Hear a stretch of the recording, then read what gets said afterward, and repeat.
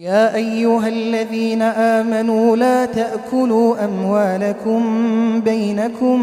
بالباطل إلا أن تكون تجارة عن تراض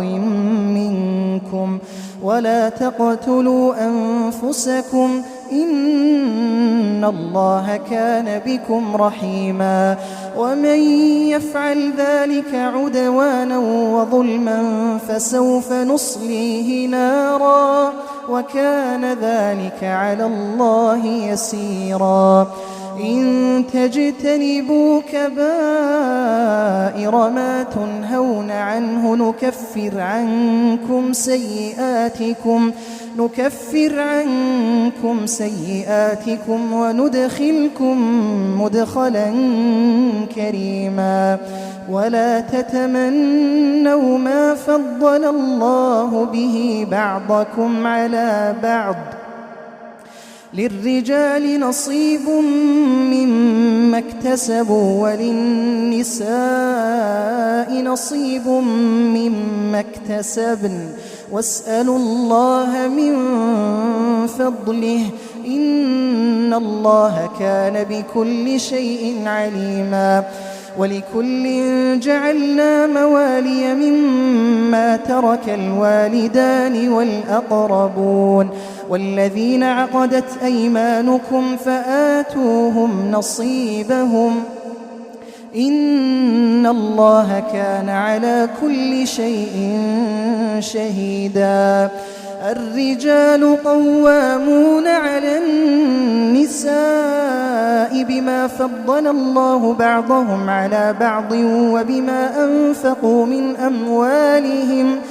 فالصالحات قانتات حافظات للغيب بما حفظ الله واللاتي تخافون نشوزهن فعظوهن واهجروهن في المضاجع واضربوهن فإن أطعنكم فلا تبغوا عليهن سبيلا إن الله كان عليا كبيرا وإن خفتم شقاق بينهما فابعثوا حكما من أهله وحكما من أهلها إن يريدا إصلاحا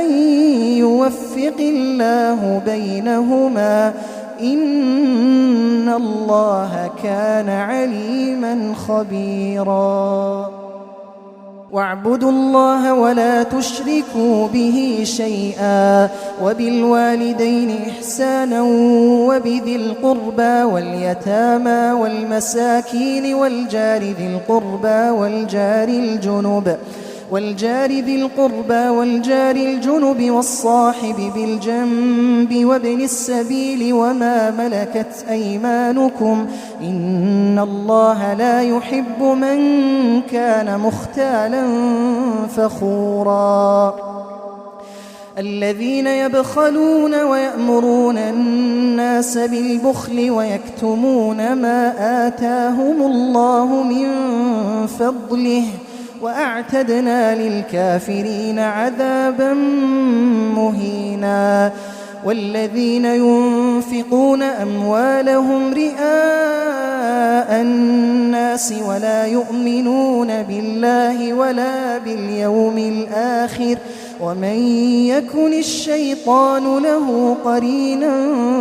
فساء قرينا وماذا عليهم لو آمنوا بالله واليوم الآخر وأنفقوا مما رزقهم الله وكان الله بهم عليما إن الله لا يظلم مثقال ذرة وإن تك حسنة يضاعفها ويؤت من لدنه أجرا عظيما فكيف إذا جئنا من كل أمة